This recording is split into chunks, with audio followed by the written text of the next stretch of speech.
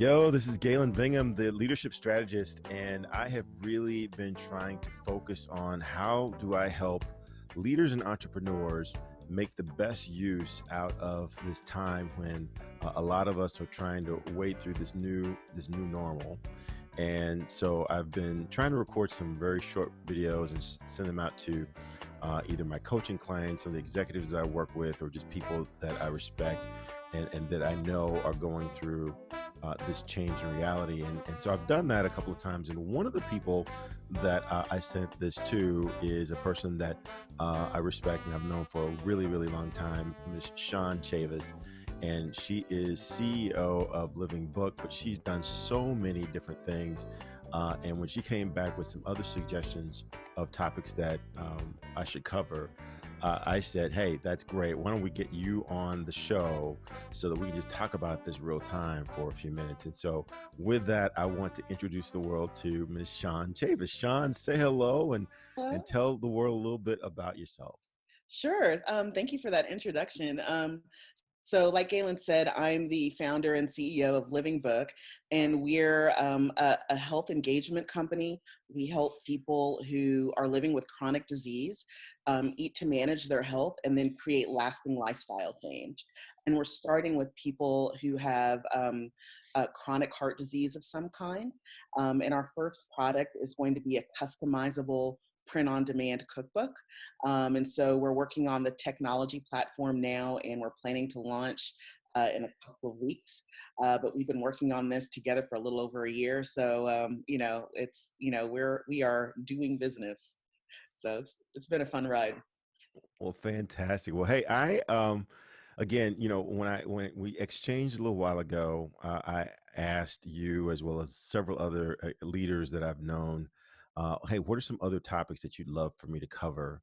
And you shot back like three or four really, really rich topics that I just know that leaders and entrepreneurs are facing and struggling with as we try to identify how we behave in this new reality. One of those topics I really would like for us to dive into, and that is this changed, or this need for changed expectation when you've got people working from home who typically you've been able to walk down the hall of your office and knock on their door, or you call them and they're kind of on demand. But now there's kind of a different reality as people are working and living in the same space. They're working from home and they could have family there. They could be taking care of kids. They could be, so talk a little bit more about the challenge that you sent to me, and then we'll get into some of the solutions, some of the thoughts that might help people adjust to this. Sure. So from my perspective, most of my team works remote anyway, but we have kind of an understanding that, we're in the office, quote unquote, or on call, like from 9 to 5 or 9 to 6. And I have kind of a personal rule that I use to engage with my staff. There are no emails or phone calls after 6 p.m. I want everybody to have, time to, unwind and, to know their families and have a life. And then no calls or emails on the weekend. So even though my head is always thinking about my business, I frequently use Boomerang, and I just write the emails and send them. So now that we have, and we have a deadline of getting this product out. We're, doing marketing to consumers. We're making sales calls with B2B, making those relationships. So we are moving toward a deadline that, that has to happen. And so now that, people are, kids are home from school, people's schedules are changing and they have more demands on their life because of, this public health crisis. We're having to work differently, and the hours and the pace have changed. And so, I've kind of been thinking about how do we still get to that goal that we have and meet our, meet our deadlines and get our work done in this new reality that everybody's in. Yeah, I mean that's a very very real situation. I think a lot of executives and business owners are faced with. And one of the things that I talk about a lot, and I think that it becomes ever more important here, is that we distinguish between the objective and the strategy, Hmm. right? And the objective is that we get the work done. The strategy is, yeah, we get the work done, this particular way or that particular way or by a particular deadline. But could be a number of different ways of getting the work done, as long as we're clear on the distinction between the work getting done and it getting done a specific way. And I just wanted to throw this back to you to see how realistic this might be. I think that now is the time for business owners to be ever more transparent with their employees or the people that are supporting them, and say, hey, look, here's the project, here's the Hmm. objective that I'm looking for. I know that you've got other things going on. I'm not expecting you to deliver the exact same way that you did before. What is reasonable given the constraints that we have? Given the fact that investors are looking for this product by Thursday, Hmm. what's reasonable for you to give me the kind of support that I'm looking for? Are there other ways? I think that we've kind of gotten into the space where we think that the leader has all the answers, and we don't. We don't have all the answers. No. We have an idea. We've got a vision of what needs to happen. But now more than ever, I think it's really incumbent upon us to lean on our people to say, here's the objective. What's your idea? What's your thought about the strategy of the timing and how the best way to get this done? What are your thoughts about that? Is that reasonable? I think so. I think we kind of have to muddle our way through it, as leaders. Like you said, we don't have all the answers. But I do think it's on us to kind of open that conversation up. For example, I have my developer has three sons, and so schools have been in Atlanta have been dismissed for a couple of weeks now. So all of a sudden, he's found himself homeschooling his kids, and they're all at different grade levels and studying different subjects. As a parent, you kind of want to keep your kids in a routine. And so his hours have shifted. And so, we've been, kind of figuring out how do we still meet the objectives that we have, in this, with all the demands on his life. And so I do think we have to have, good conversations. As an employee at corporations, I often would try to manage up and tell my employers or my supervisors, to really focus on the results of what I do and not how Mm. I do it, because I've always loved doing things unconventionally. I always have a wild card up my sleeve, and that's that. In many cases, that works, and I really think it's on us now because in some states, like here in Georgia, the governor specifically said that he doesn't have any intentions of a lockdown in Georgia. And I know the governor of Florida has said the same thing. And I think if we really care about our employees and the people who are helping us get to the goals and objectives that we want to accomplish, you really do have to kind of set the tone of caring about your employees. And I know a lot of managers love being able to walk up and down a hall and see that everybody's there at 8 a.m. or whatever, and lunch is exactly 59 minutes and 59 seconds, or whatever. But I think that we're all going to have to change. Honestly, I think it's going to be a whole new reality going forward. Like, I Yeah. don't know if we'll ever go back. Yeah, I don't know. To your point, this is another point that you made in your note to me. I don't know that it is wise for us to wait for this to blow over to get back to the way things were.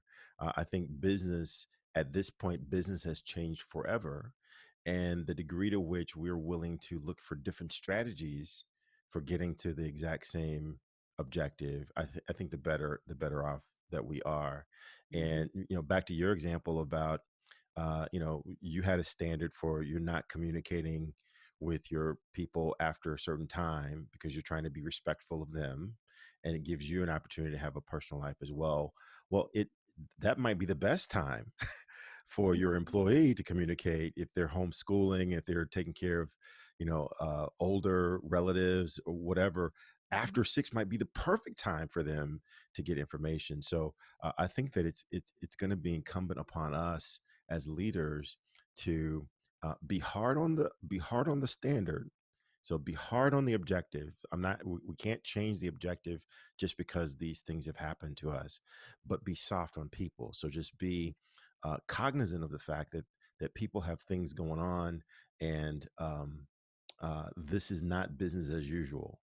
And the Mhm. more that you can demonstrate that you're sensitive to that, although you may or may not have kids that you're homeschooling, you may or may not have uh, you know elderly relatives that you're taking care of, being sensitive to the fact that other people who are supporting you might, I Mhm. think is going to pay longer. It's going to pay dividends in the longer run.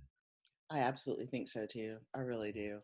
I mean, and my thinking is, if you hired someone to, build some tech for you, you're trusting them with, in my case, I'm trusting them with my investment, like I'm bootstrapping this, and you're trusting them already. And so if you don't, if you're, to me, like, if you don't trust somebody to do the work, or if you have to see them in the office to feel like something's getting done, then why'd you hire them? Yeah, You should be hiring people you trust in the first place. So yeah, I think it just the relationship, the way that we work together is changing. yeah. But I just have a great team, and I think that's really important. And so I think that, no matter, how our days shift, the fact that you can trust your team to deliver is the core of it. Yeah, I agree. I agree. So I think this has been very helpful. I mean, a couple of things, if I were to try to summarize some of the things that we came up with in this conversation, is number one, we need to recognize that this is a new reality. It is not, this is not a temporary stay from business as usual. This is a new reality. That would be the first thing. Number two, I think that this new reality requires that we have open and honest conversations with the people that are supporting us, so we can understand what challenges they may be facing, and help them understand the objectives and the challenges that we're facing, to see if they've got any ideas on how we can meet those objectives while still accommodating what they've got to contend with as people. And then I think the last piece is, again, just recognizing that business does continue. Business has to continue. This is not a vacation. This is not holiday time period. I think those who treat it as such, they're going to be sadly behind the eight ball in a couple of months when they realize, hey, wait a second, I was still supposed to deliver that commitment to my investors. They were still expecting me to do those things. The clients are still expecting the products that I promised to develop. Mhm. So those are three things that I would recommend based upon our conversation. Anything from you, Shaun? I mean, you're living this for real as an entrepreneur. You've got your life savings on the line, and you're living this for real. So any other thoughts from you? I think you hit some really good points. I think taking care of yourself as a leader is very important too. I've had a couple of sleepless nights in this crisis, and you can't wake up and then take it out on your team. You're going to have to manage your stress and everything, on your own, and not carry that into your team's atmosphere, and you got to keep them motivated and focused on a goal. And I totally support your statement that we are still doing business, and for many businesses, this health crisis is presenting new opportunities. And so, in some ways, you might be go, okay, hey, we got to shift, we got to pivot, we got to go fast, and to still be able to be flexible and open with your team while you're pursuing those goals and objectives. So I think these are good points. Fantastic. Well, hey, Yeah. well, Shaun, I always have a great time anytime I get to have a conversation with you. What's the best way for people to get a hold of you if they want to learn more about your project, if they want to become an early client, an early customer, or maybe they want to become an investor in some of the work that you're doing, what's the best way for them to get a hold of you? The best way to reach me by email is Shaun, it's spelled Shaun. It's a little different. Shaun at livingbook.com. And Living Book is spelled with no I. So just LVNGbook.com. And our website is livingbook.com. Even though we're a couple of weeks away from releasing our beta, but our response to this public health crisis is we launched a newsletter. It'll be a weekly newsletter, and it's devoted just toward giving people resources if they're living with a chronic disease. How do you cook during these times? A lot of foods that we stock up on that are shelf stable have a lot of sodium or have ingredients that you need to limit. And so, we're doing things like that, practical things. So, if we can be helpful to you at this time, we've got that newsletter out there. I'd love to hear from you. But the best way to reach me is by email, Shaun at livingbook.com. Well, fantastic. Well, thank you so much. As I said earlier, I just really committed to checking in with all of my current and previous clients, and Shaun is definitely one of those that have gone on to do amazing things. And now she is actually investing in me and helping me think about things differently. So I appreciate the time. And this is Galen Bingham, the leadership strategist. Really want to encourage everyone to reach down deep inside and find those elements that will help you be a more effective leader for your team. Thank you. Until next time. Thank you, Galen.